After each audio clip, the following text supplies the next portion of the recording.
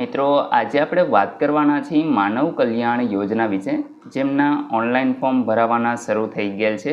Online form કેવી રીતે ભરવું એના વિશે આપણે પહેલે જ વિડીયો બનાવી ચૂક્યા છીએ. ડિસ્ક્રિપ્શનમાં તમને એની લિંક મળી જશે, ત્યાંથી તમે જોઈ અને તમારી જાતે જ ઓનલાઈન અરજી કરી શકશો.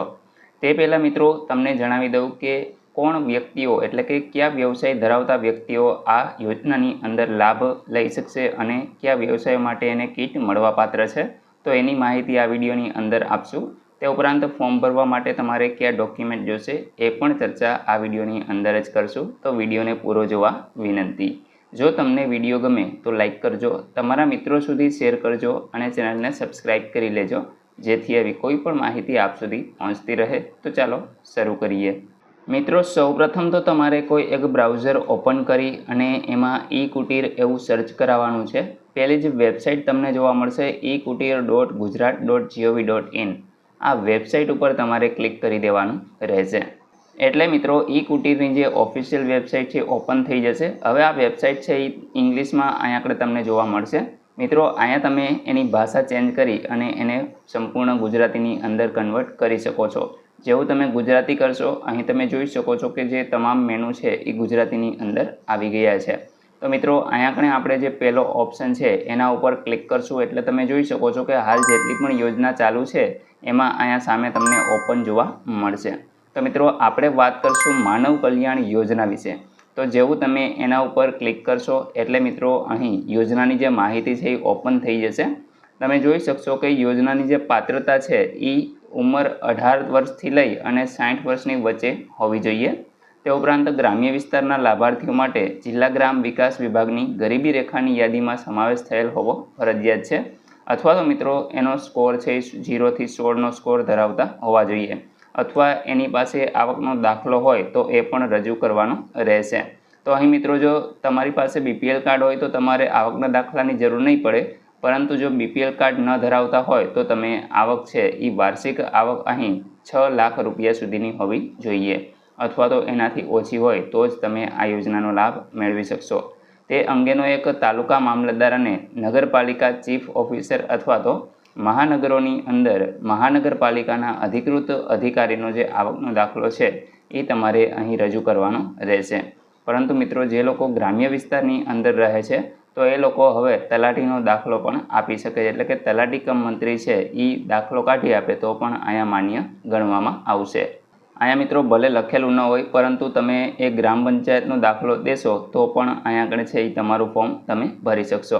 હવે મિત્રો આપણે વાત કરીશું કે કઈ વ્યવસાયો માટે કીટ છે એ તમને મળવાપાત્ર છે.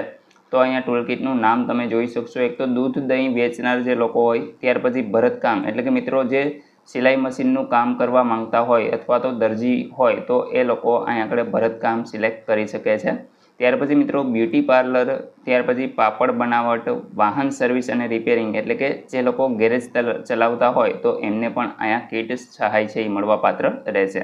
ત્યાર પછી પ્લમ્બર કામ જે લોકો કરતા હોય, સેન્ટિંગ કામ કરતા હોય, ઇલેક્ટ્રિક એપ્લાયન્સીસ રિપેરિંગ એટલે કે મિત્રો રેફ્રિજરેટર, ત્યાર પછી AC એવા કોઈ જે ઇક્વિપમેન્ટ છે એ અહીંયા આગળ રિપેરિંગ કરતા હોય તો એની કીટ એમને મળવાપાત્ર છે.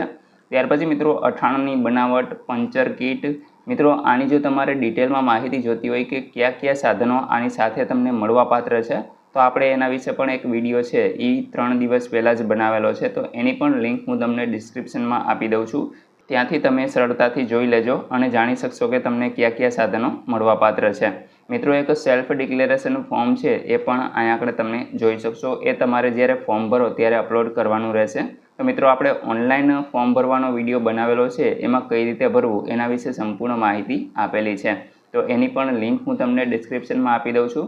બાકી મિત્રો જે સેલ્ફ ડિક્લેરેશન ફોર્મ છે એની PDF છે એ હું તમને આપણી ટેલિગ્રામ ચેનલ ઉપર અપલોડ કરી દઉં છું, તો ત્યાંથી તમે સરળતાથી આને ડાઉનલોડ કરી લેજો. અને ત્યાર પછી મિત્રો અહીંયા આગળ ભરવાનું કઈ રીતે જણાવી દઉં. તો અહીંયા તમારે તમારું નામ લખવાનું રહેશે, ગામનું નામ, તાલુકો, જિલ્લો. અહીંયા આગળ મિત્રો ઉંમર છે એ વર્ષની અંદર તમારે લખવાની રહેશે. કેટલા વર્ષથી મિત્રો તમે આ વ્યવસાય સાથે કામ કરો છો તો એ વર્ષ તમારે અહીંયા લખવાના છે. ત્યાર પછી કયો વ્યવસાય છે એટલે કે કયા જે વ્યવસાય માટે તમારે કીટ છે એ જોઈએ છીએ. જેમ કે દરજીકામ માટે તમારે જોતી હોય તો તમે ભરતકામને સિલેક્ટ કરી શકો છો. પ્લમ્બર કામ માટે જોતી હોય તો પ્લમ્બર કામ અહીંયા લખવાનું રહેશે. ત્યાર પછી અહીંયા સ્થળ તમે જોશો તો સ્થળ તમારે લખવાનું છે, તમે જે પણ જગ્યાએ રહેતા હોય એ. અહીંયા આગળ મિત્રો અરજદારની સહી એટલે કે તમારી સાઇન આવશે. જે તારીખે તમે ફોર્મ ભરો છો એ તારીખ તમારે આ ખાનામાં લખી દેવાની રહેશે. તો મિત્રો આટલી વિગતો ભરી અને તમારે સ્કેન કરી અપલોડ કરી દેવાનું રહેશે. બાકી મિત્રો ઓનલાઈન ફોર્મ ભરવાના વિડીયોની અંદર આપણે ડિટેલમાં માહિતી આપેલી છે, તો એ તમે અવશ્ય જોઈ લેજો. તો મિત્રો આશા રાખું છું કે માનવ કલ્યાણ યોજનામાં કયા કયા સાધનો મળશે એના વિશે સંપૂર્ણ માહિતી તમને મળી ગઈ છે. આ વર્ષે મિત્રો જોઈ શકો છો કે પહેલાં 28 વ્યવસાયો માટે સાધન કીટ છે એ મળવાપાત્ર હતી, પરંતુ હવે ઘટાડી અને 10 વ્યવસાયો માટે જે સાધન કીટ છે એ મળવાપાત્ર રહેશે. તો અહીં તમે લિસ્ટ પણ જોઈ લીધું હશે. જો તમે આમાંથી કોઈ પણ વ્યવસાય કરતા હોય અને તમારે કીટ જોતી હોય તો તમે આ યોજનાની અંદર એપ્લાય કરી શકો છો. મિત્રો 25,000 રૂપિયા સુધીના સાધન છે એ તમને આ કીટની અંદર એટલે કે આ યોજનાની અંદર મળવાપાત્ર થશે. આશા રાખું છું કે આ યોજના વિશે સંપૂર્ણ માહિતી મળી ગઈ છે. તેમ છતાં પણ કોઈ પ્રશ્ન હોય તો તમે કોમેન્ટ દ્વારા પૂછી શકો છો. વિડીયોને લાઇક કરજો, તમારા મિત્રો સુધી શેર કરજો અને ચેનલને સબસ્ક્રાઈબ કરી લેજો, જેથી આવી કોઈ પણ માહિતી આપ સુધી પહોંચતી રહે. વિડીયો જોવા બદલ આપનો ખૂબ ખૂબ આભાર. મળીએ એક નવા વિડીયો સાથે. ત્યાં સુધી જય હિન્દ.